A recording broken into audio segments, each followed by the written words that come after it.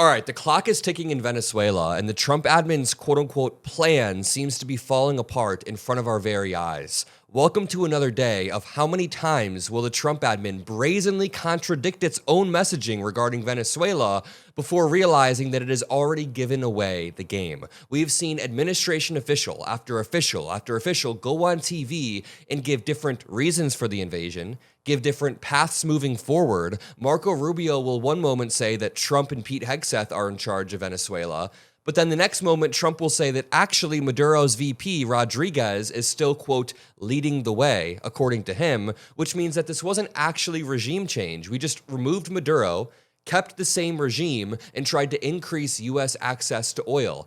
That's not really regime change. That's just robbing a country that's in a vulnerable position of more and more oil. So let's walk through what Donald Trump said in the middle of the night on Air Force One, because I swear to you, he repeatedly contradicts himself and accidentally gives away the game. Like, let's just start here. We have no time to waste. Let me show you how quickly they give away the game, and make sure you drop a like and subscribe to the Adam Mockler feed if you want to support the breaking news content and the debate content that we have coming out. My Jubilee Surrounded is out on their channel. But okay, to start here, a reporter asks, is a second strike off the table? And Trump says, no. If they don't behave, we will do a second strike. Listen to this first clip. Speaking of those U.S. troops, I mean, one thing that Americans and a lot of people are wondering, you just sounded like you weighed out another strike, another land strike, at least in Venezuela. You sound like you weighed that out. But no, we didn't need it. We were prepared to do a second strike if we needed. We're totally prepared. But that's off the table. We're still prepared. That's off the table now.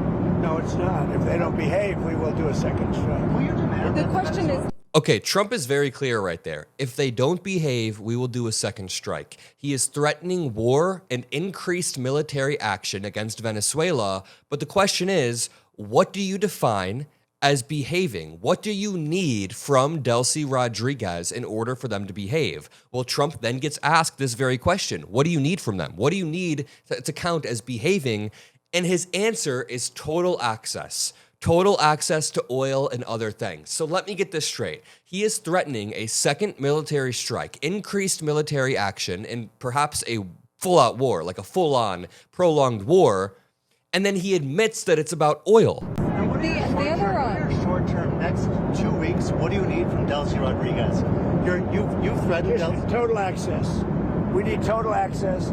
We need access to the oil and to other things in their country that allow us to rebuild their country. I mean, holy shit. It is just straight up admitting it right there. Like, could you imagine during the Bush era, if you're like, what do you need? What do you need from these countries to stop invading? And he's like, just oil. I just need oil. Like, Trump is just giving away the game right there. He is just admitting that we will continue to strike Venezuela until we have total access to their oil. And then they further contradict each other. Lindsey Graham, for some reason, is on Air Force One and says, this is not interventionism.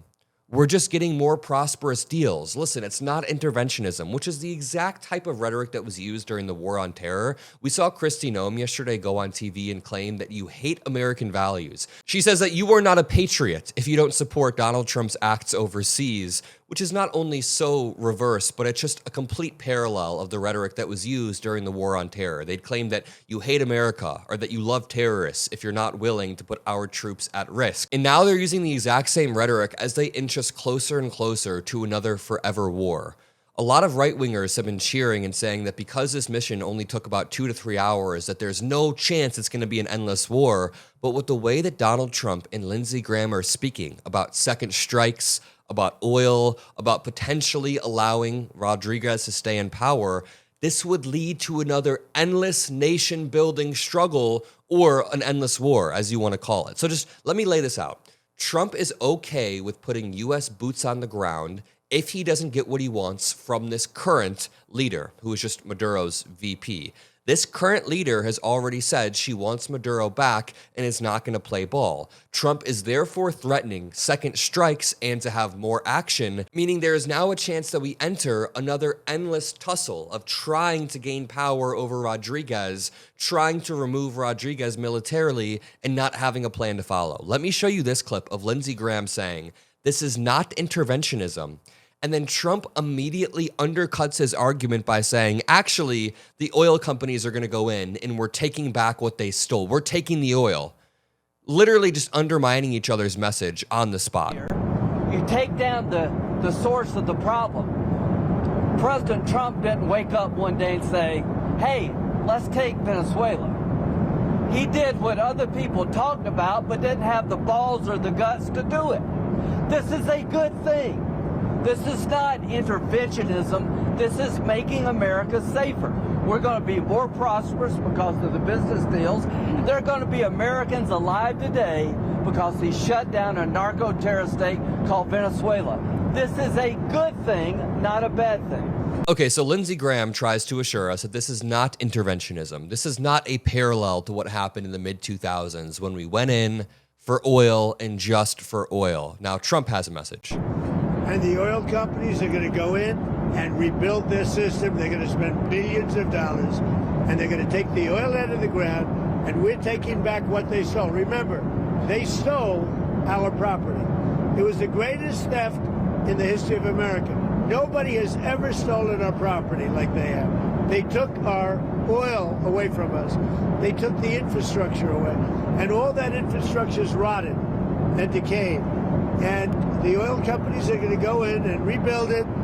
We're not going to spend very much money at all, if anything. But the oil companies are going to go, we're going to take our oil. It's honestly hard to explain how effing shameless these people are. Popular right-wing commentator Matt Walsh, if I can pull this picture up right here. Matt Walsh flipped his stance over the course of a few months and is being such a shameless, smug prick about it. I mean, seriously, check this out. Matt Walsh in June of 2025 said, "We've spent the last 25 years bringing freedom and democracy to countries around the globe, while our own country has been systematically invaded, and now our largest cities are run by foreigners and communists. If you want to know why I'm so avowedly non-interventionist, this is why." So he is taking a stand back in June. He is non-interventionist.